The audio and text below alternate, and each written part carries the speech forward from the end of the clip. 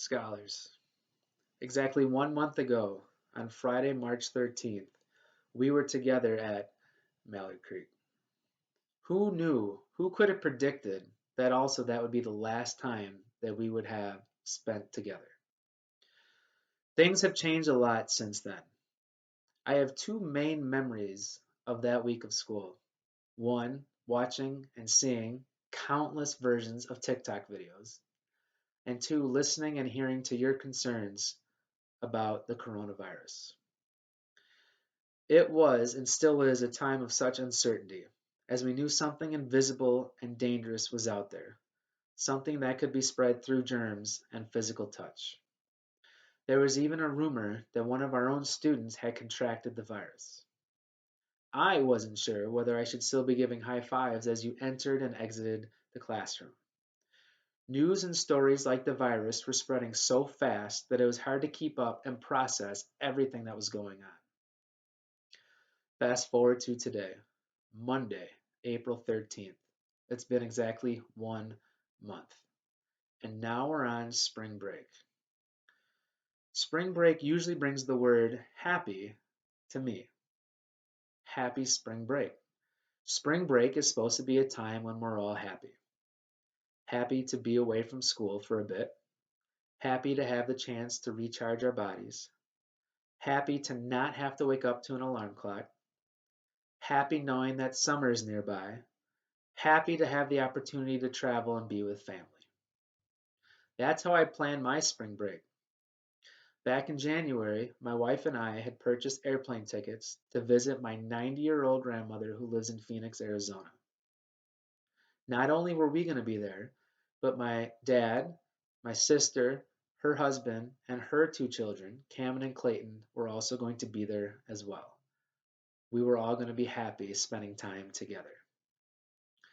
But with the virus, my plan of having that happy spring break came to a crashing end. And now the word happy no longer feels appropriate, at least not that version of happy. Being happy now definitely takes on a different meaning and a different perspective. I am definitely happy to be alive. I'm happy to have family. I'm happy to be healthy. I'm happy to have food. I'm happy to FaceTime friends. I'm happy to talk to relatives. I'm still happy not to have to wake up to an alarm clock. And most important, I'm happy to be home, spending time with my wife as we await the arrival of our baby girl. These were all things I was definitely happy about, but now they've taken on a deeper and more meaningful sense of happiness. I'm sure that some of you have eliminated the word happy from your vocabulary. Because what about these situations could possibly make you happy? Many of you have shared with me that you're bored, that you're scared, paranoid, hesitant, inactive, tired, lonely, puzzled, cheated, and annoyed. So much is out of our control, and so much has changed so fast. Many of us have been robbed of the experiences that bring us joy. We have been robbed of birthday parties, graduations, weddings, going to the mall, going out to eat, going to watch a movie, playing sports, and so much more. My wife more than likely will be robbed of experiencing her own first baby shower. Some people seem to be somewhere in between, feeling calm, relaxed, peaceful, okay, or simply uncertain. Uncertain. That's definitely the word that described how I felt the first few weeks of being home. At first, I really didn't know how to feel. I kept wondering to myself, how should I feel? Was it wrong for me not to know? I felt so many different emotions, I didn't really know how to articulate how I truly felt. All the things that were once certain were no longer. No longer could I control the things I wanted to do. I was uncertain on how I felt, and I was uncertain with what I wanted to do. It took me time to learn over the next few weeks that feeling uncertain was okay. But still, being uncertain, I was restless. Even more restless than I was used to being. It's always been hard for me to sit still. My brain and my body are always in constant motion. Just like my computer, my body and brain have about 20 tabs open, running at about 100% capacity all the time. Being still for me is very uncomfortable.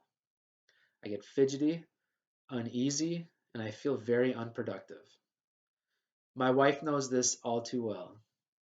She can sense it and will give me that look right before I'm about to explode. So over time, I've learned how to keep myself busy. Before this time off, I had a routine. I'd wake up, have a cup of coffee, take a shower, get ready for school, go to school, teach, grade, plan, coach, come home, check in with my wife, have some dinner, watch TV, and do it all over again. But I can't keep myself busy doing all those things now. Now, being home, we've all been forced to settle into new routines. While we've been forced to find ways to spend each day.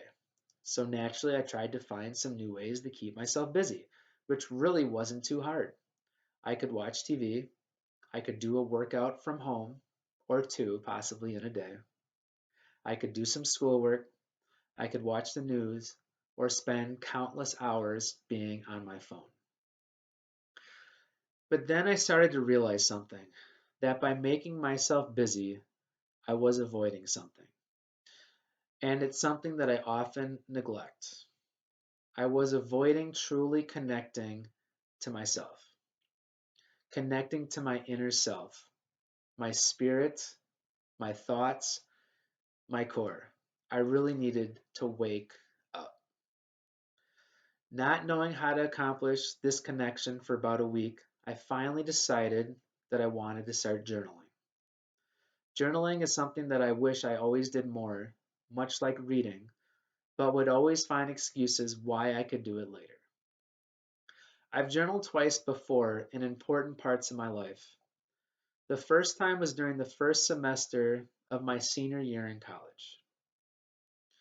It was then that I lived with five other students in off campus housing located in the inner city of Cincinnati, Ohio.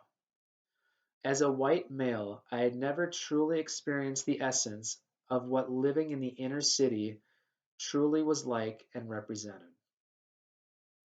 The other time that I journaled was when I was overseas in Ghana, Africa for 3 months doing the first part of my student teaching. There I taught in two third grade classrooms with over 90 students.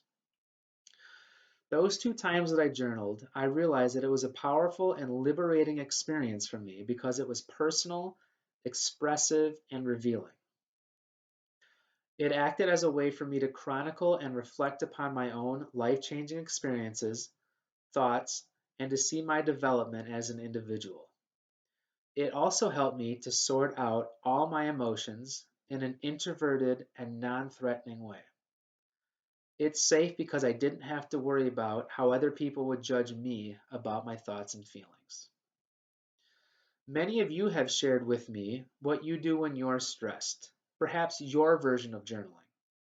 You've said that you like to listen to music, that you like to meditate, that you like to take a walk, take deep breaths, or simply take a nap. Hopefully, as you do those things, you have the opportunity to wake up in the way that I needed to wake up in order to connect to myself. I'm sure that many of you do a great job of doing this already. I know that I avoided it the first few weeks of being home by simply just keeping myself busy. If you have not taken the time yet, I highly encourage you to do it, to take the time to connect to yourself. You owe it to yourself. All this change in the world has brought a lot of uncertainty. Whether it's a happy spring break for you or not, we all can certainly agree that this spring break is different from any of the other spring breaks we've ever experienced before. While we all experience it in different ways, we will inevitably emerge from this spring break and the coronavirus changed. I know this is certain because of all the ways we have already been impacted socially, emotionally, physically, and mentally. During these uncertain times, there is one other thing that I'm certain about, and that's you. There is no one else in the world that's as important as you. Since you are vitally important, if you haven't already, please take the time for yourself to connect to yourself. You owe it to you. Whether we like it or not, Friday, March 13th, 1 month ago, marked the beginning of a new chapter for all of us. When we emerge from this, we will all need you to be your best self, your best you. While you don't and won't know what this version of you will look like, please reimagine or redefine what the word best means to you. Then apply this to what you want your new best to be.